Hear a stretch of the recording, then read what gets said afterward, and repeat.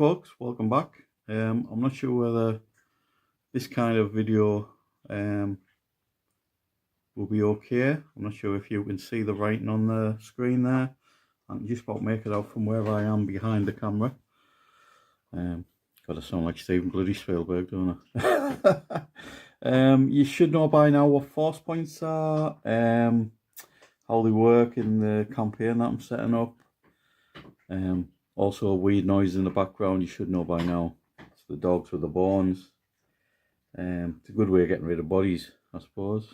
If anyone's got a dead body they want rid of. So anyway, so this is what I've set up for each of the army lists. If you can see along the bottom here, I've got each and every one there. And I've written that out in this style. Number on the left, FP, force point 1. The unit name in brackets is how many power they cost. And this is, have I bought them, have I built them, have I base coated them, and so on and so forth. I have gone back today and done part of the Storm Reapers one, where I've added 2 extra columns. I've added a GW price, so I've gone on Warhammer website, written down how much each of them costs currently, bound to change. And then I've written how much I've paid for each unit. So like if I've got it off eBay a bit cheaper, some the Terminators I got, obviously I bought at Games Workshop. Really that's all I've got for the Storm Reapers at the moment. Yeah, and I'll try and do that with the other ones. I honestly can't remember, because as you can see here, Force Point 1, number 1, Rubric Marines. They've been bought, built, base coated, painted, base decals put. Well, there aren't any decals. The shoulder pads are embossed, and they are totally finished. And I've had them for many years now. Many years. They are the older style, the Chaos Space Marines with fine cast additions. Yeah, and like as you'll see, I've got 2 squads of those actually. So yeah, I'm well on my way. I've got my Thaasands. No rhinos for them yet, no Zangors, no Zangor Shaman yet. So yeah, that's so Force Point 1, as you can see. And this is how I keep track of what I'm doing at the moment, what I've got maybe in a box somewhere. You'll see that 3rd unit of Rubric Marines on the 3rd force point I have bought. They're still in a packet. I haven't built them or anything yet. I'll get to a stage where I've painted everything that I've built and base coated, etc. And then I'll build another batch, which will include another unit of Rubric Marines. I have Eldar Fire Dragons and a Spirit Seer to build and paint, and a unit, well, 2 Armiger class Knights. And I will have more by then as well. But for the time being, I have enough built and base coated that I can paint for the next couple of months at least. As I've mentioned in previous videos, I'm going to London on my birthday. I did want to get something big, like a Lord of Skulls or something like that from a Games Workshop, so obviously paying top notch, but it's my birthday. Treat myself, save up a little bit and treat myself. However, the new 40k comes out just after in June. The Armageddon box set, which I will be getting because it has agnostic Space Marines, so I can put them in my Storm Reapers.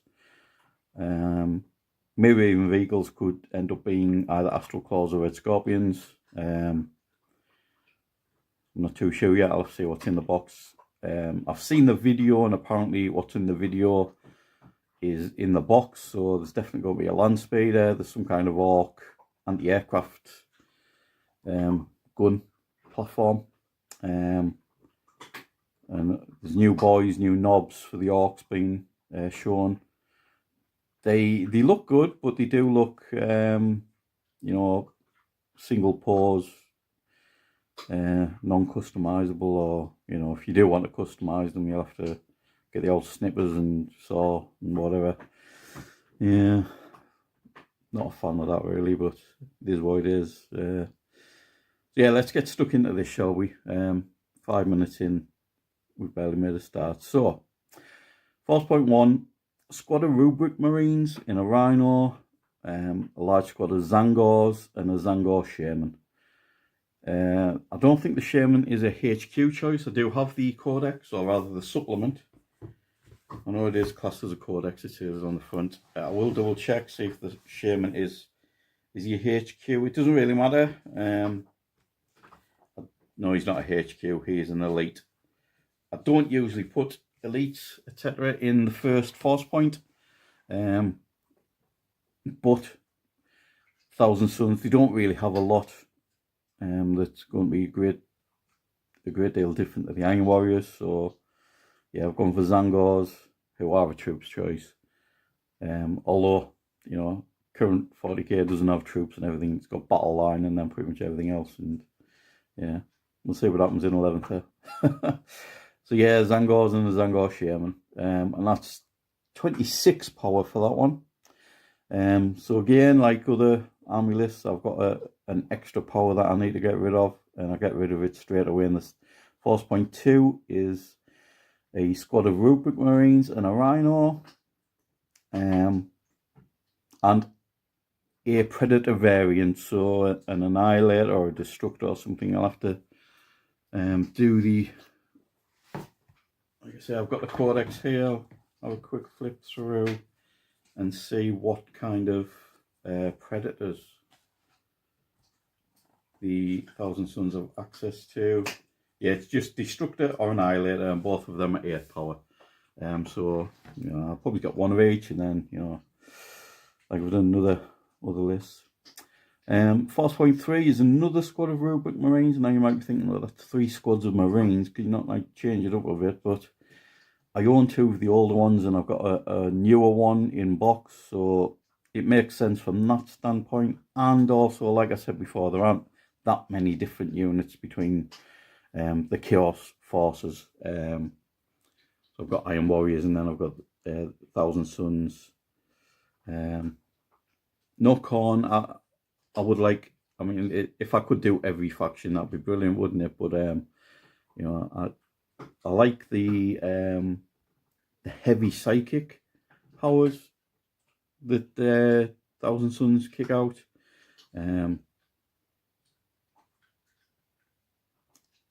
Them and the Elder, I think I'll have a nice little scrap down the line somewhere. Should be good. We'll have to see how psychic and psychers work in 11th, because it changes from every edition. It's probably, is it the most changed rule system, the psych affairs? Possibly. Like I said, it does change a lot. So yeah, Force point 3, a 3rd squad of rubric marines, another rhino for them to ride about in, basically.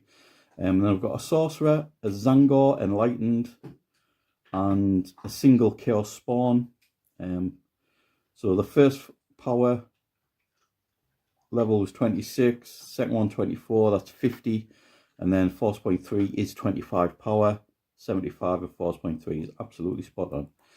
Then we will work our way down. Alrighty, so Force point 4 starts with the Sorcerer Terminator, and he has a squad of Occult Terminators, which, as you can see, I have bought, built, blah blah blah, all done. Nice and ready. Again, I've had them many years, possibly. Oh no, I'm thinking of the Iron Warriors Terminators are possibly my oldest 40k miniatures that I can't remember when and where I got them from. So yeah, a Terminator, a Sorcerer, Occult Terminators, and a Helldrake at 9 power. Now, that is Force point 4 in the Iron Warriors list. The Helldrake comes in right at the end, because it's quite a beefy kind of addition to the army. What I could do is, at this point, include a what they call Defiler at 10 power and take away the previous Chaos Spawn, or as you can see further down, I've got 2 Chaos Spawn in Force point 6, so I could just have 1 there. And like I say, either a Helldrake or a Defiler. And then there's an extra Chaos Spawn if I take a Helldrake somewhere. Bit of variation, see how that goes. If I go the Helldrake route, that's, as you can see, 25 power. That's 100 power in total. Force point 5, we have an Exalted Sorcerer. We also have a Vortex Beast, a Mauler Fiend, and an Infernal Master. Again, 25 power for them. I don't own any of those. Likewise, Force point 6, I don't have any of these either. And that is a Demon Prince or Forge Fiend. I could even go Helldrake in that. And add or take away Chaos Spawn as needed. Force point 6 includes a Land Raider. I think all my Marine type armies have a Land Raider in the Force point 6. I love Land Raiders. Very good miniatures. Well, not miniatures, they're quite large, but I love putting them together and everything and painting them up. I've had, I think, 3 in my life. Don't own any anymore, as ever. Yeah, like I say, those Chaos Spawn are amazing because they only cost 1 power, so I can add things in and take things away as needs be. Definitely want a Demon Prince in there. Obviously, he's probably the army. Each army commander will end up being a Demon Prince. If they're 6 force points strong, without any support points, which I will go on to here. There's not many. So I've written here 500 points Demons of Tzeentch. I will get a Chaos Demons book. You would have thought that like the specific demons will be included in 1,000 Suns, or likewise, you know, Khorne demons in the Khorne book or whatever, but they're not. So like I say, I've written 500 points down. What I've done for the Imperial Guard is included a small force of Tempestus Scions. So like I say, I'll get the Demons of Tzeentch. Well, I'll get the Demons book somehow, and then work out exactly how many power. Might only be 10, might be 20. You know, I'd love to get like a Lord of Change in there, you know. We'll see. And then the next one down, Ballantyne the White, in brackets Ahriman. Now, Ballantyne the White is the fictional, I mean, they're all fictional, aren't they? What am I thinking? The leader of this Thousand Suns force, and I will, like it suggests, pretty easy to work out. I will use the rules for Ahriman, but I'll get like a cool model and maybe a little bit of a kit bash or something with something. I'm not too sure. And then round it off, you've got Chaos Knights or Chaos Armored 2. That should be 2 times Chaos Armored Knights. Yeah, I'm not sure what else I could include in that as support points. Maybe I'll get some bastions, you know, the Imperial bastions. I'll get some and I'll knock some about a bit, put some barbed wire and skulls and spikes and stuff on and use them as chaos ones. Likewise, I can do the same, put orc glyphs on and stuff like that for the orcs, because they would use something like that. But as I mentioned before, I could build some orc scenery, because, you know, I'll go through the bin, won't I? That's how you build orc scenery. See what's in there, lollipop sticks galore. So yeah, that's the Thousand Suns list. I'll see if I can, without knocking the tripod, go to the Storm Reapers here. And as you can see on the right there, that's the prices, the price right at the top here. That's what all of this costs. So if I was to go purely down the Games Workshop route, which includes the support point options, I mean, just the support point is 250 quid. That's a Chapter Master, which I'm just going to, I couldn't find the Chapter Master model online, so I just went down the Spaceman Captain, 29 quid for one miniature, Christ. A Knight is 118, 2 arms unites are 60.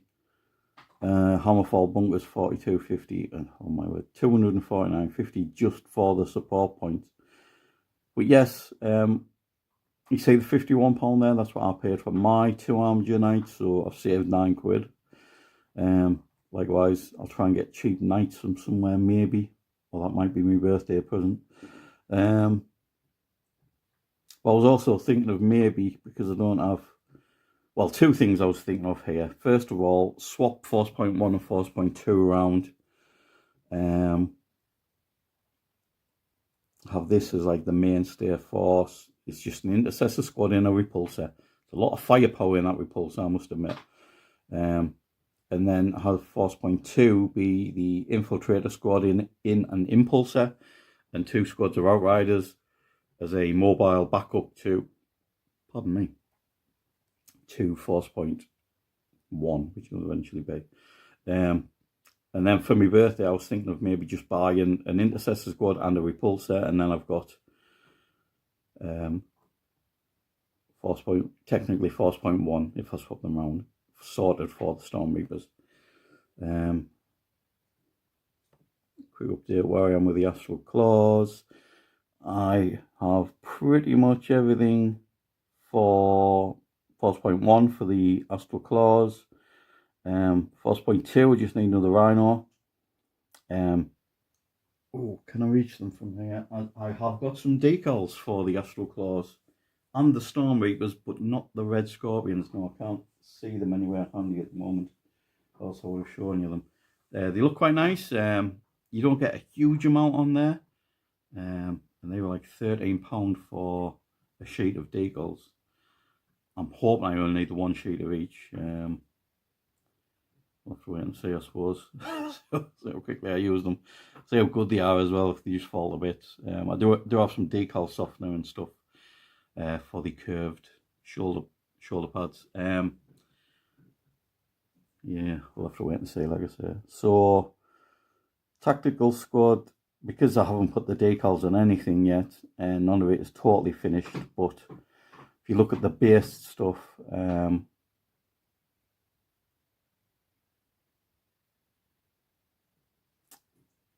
just trying to work, oh yeah, I was trying to work out why I've got something that isn't painted, but it's based, and it's the attack bike, because it doesn't have a bloody base. That's why I put a Y there. Doy. Right, yeah, so I've got scouts with ball pistols, bought and built. They're just metal miniatures. They went in slaughter races. They're going to be part of the next batch after what I've been painting. Quick update on that. I have finished another unit of Wraithguard because they take no time at all. I'd say I'm about halfway through the Bretonnian Knights and the Dark Elves. I'll show you pictures of these in a different video when I've finished that batch. Not the best paint jobs, but you know, I blame my eyesight, but I've always been a crap painter, so yeah, it is what it is. They'll do me on this table. So yeah, and I have been, you know, looking through the Codex and the Space Marine Codex,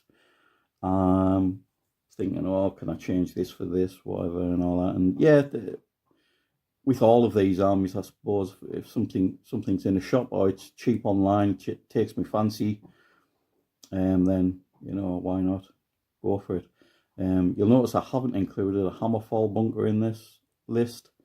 I'm not sure if they just came around when Primaris did. I know they're fairly new, so I want to keep everything old lore-wise, if that makes sense. All of these, apart from obviously the Terminators and Dreads and stuff, are in the old Mark V armour.